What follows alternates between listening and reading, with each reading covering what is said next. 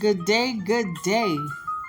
I am your host, TB Wahi in Black Living Room Talk, and I am finishing up Hiroshi Wagatsuma's The Social Perception of Skin Color in Japan. Right now, we are getting into Old Black Joe and other Stephen Foster melodies that the Japanese learned in school. And I really want to get right in here and learn about this. Let's do this. Most Japanese born before 1935 discovered Negroes by singing Old Black Joe and other Stephen Foster melodies in music classes at school, or by reading the Japanese translation of Uncle Tom's Cabin. Although they may have related the lot of Negro Americans to a vague notion of injustice, such a life remained for most Japanese children a remote world. Another sort of encounter with black people with more direct references to their color was evidenced in a cartoon serialized for many years in a popular magazine for children called Adventurous Dankichi, and in a popular song, The Chief's Daughter, dating from the 1920s. Dankichi was a Japanese boy who put to sea one day to go fishing, and while asleep, drifted to an island somewhere in the South Pacific. On the island, Dankichi outwitted the black natives by his cleverness and ingenuity and became their king. He wore a crown on his head and rode on a white elephant near rivers inhabited by crocodiles. This fantasy cartoon blended ideas about South Pacific Islanders and primitive tribes in Africa. Originally cannibalistic and warlike, these people could become loyal, though somewhat simple-minded subjects when tamed and educated. It is worth noting that this was the kind of image of black people to which most Japanese children of the pre-war period were exposed. The chief's daughter created an image of carefree South Sea Islanders with black skin who danced away their lives under the swaying palm trees. My lover is the chief's daughter, though her color is black. She is a beauty in the South Seas.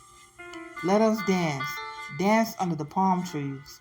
Those who don't dance, no girls will care to marry. In 1958 and 1959, there was a sudden fad for a small plastic doll called Dakko-chan, a caressable one. It was a jet black and very much caricaturized Negro child of about 1 foot in height when inflated. Its hands extended in such a way that it could cling to a person's arm or a pole. It was so widely sold that almost every house had one, and the manufacturers could not keep up with the demand. A great many teenagers, as well as younger children, carried it around with them on the streets. It was indeed a cute little doll, but it did not help the Japanese form an image of a more dignified adult Negro. I never knew that they learned about Uncle, what was it? Uncle Tom's Uncle Tom's Cabin. I did not know that. Since a very early time in history, the Japanese have valued the skin color they considered white. The Japanese white skin is above all unsuntanned skin, while Mongoloid skin is, in actuality, very sensitive to the tanning action of the sun. Japanese, particularly the women, tried hard to remain white, jealously guarding their skin from exposure to the sun. An old Japanese expression observes, in the provinces where one can see Mount Fuji, one can hardly see beautiful women. The districts traditionally known for their white, smooth skin, native beauties are Consequently, Izumo, Niigata, and Akita. These are all located on the Japan seacoast, where in long snowy winter weather one rarely enjoys sunlight. Conversely, where one can see Mount Fuji, one also enjoys a warm Pacific climate year-round and a certain continuous sunshine which can tan unguarded skin. Mainly due to modern Japan's contact with the Western world, the Japanese became aware of the white skin of the Caucasians whiter than the whiter skin of the Japanese. This could cause disappointment when they compare themselves with the Caucasians, whom they sought to emulate by guided modernization programs of industrialization, as well as in spontaneous leisure time fads and aesthetic pursuits. During the earlier contact, the charm of the Caucasian white skin was counterbalanced by reactions to light-colored hair and eyes, and body hair, distasteful traits in terms of Japanese aesthetic standards. Under the post-World War II impact of American culture, a preference for Western facial structure and hairstyle brought the Japanese sense of physical aesthetics ever closer to that of Caucasians. The historical inferiority-superiority complex of this extremely westernized Eastern nation seems today to reflect mixed attitudes toward Caucasian skin. There is the notion that Caucasian skin is ugly in texture and quality, thus maintaining a Japanese skin supremacy, while at the same time admitting the better appearance of the refined Caucasian facial structure. Up to the present, the color of Negroid skin and other physical features find little favor in Japanese aesthetics. One may argue that it is simply because the Japanese are not accustomed to black skin, but one can also contend that blackness has been symbolically associated in the Japanese mind as elsewhere, with things evil or negative, and that the image of a Negro hitherto created in Japan has been that of a primitive, childish, simple-minded native. Relatively little note has been taken to date of the emergence of a new Africa under its modern leaders. It remains a curious fact of Japanese identity that there is relatively little kinship expressed with any Asian countries other than China, toward which present-day Japan feels less and less cultural debt.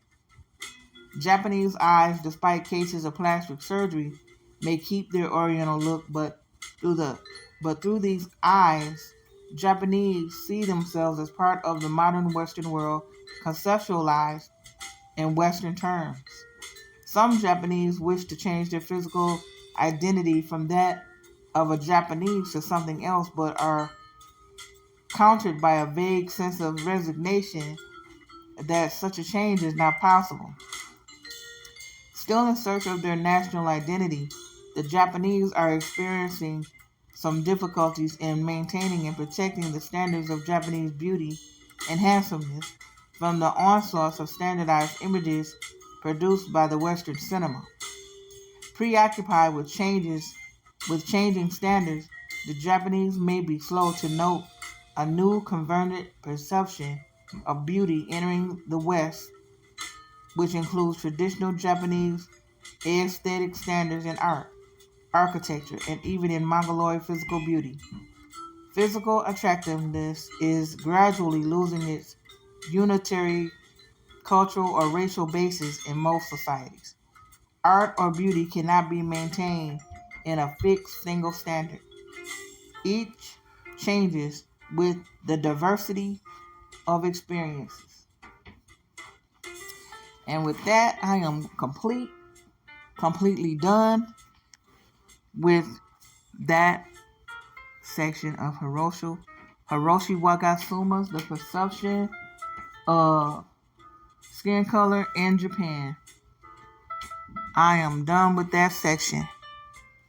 I hope that you have enjoyed learning about this and how different cultures, different people see uh, races and colors, with me. It really has been a eye opener, even with the language. And I'm gonna go over some of those terms and list them here, so that you can look up some of them for yourself. Because I know that you can't see them like I can see them, but I can make sure that you can actually see them so that you can look them up. The spellings and everything will be there. But if you need to go over some of these readings, feel free to do that. I'm going to be finishing the whole book, but the next one will be Race and Descent of Social Categories in India. I believe that's what it is. Now that's the one I was really trying to get to. I can't wait I think I was really, really trying to get through this part so that I could get to the India part, because I really want to learn more about that, because of the case system being similar to, well, basically it's the same thing as in the United States, the case system with the racial system in America. It's just a different, to me, it's just a different wording, if you would. It may have some different meaning a little, but it's just basically the division of it all. So I want to wish you peace, love, and light, and enjoy your day. And thank you for being here. I am TB Wahid. Peace to you.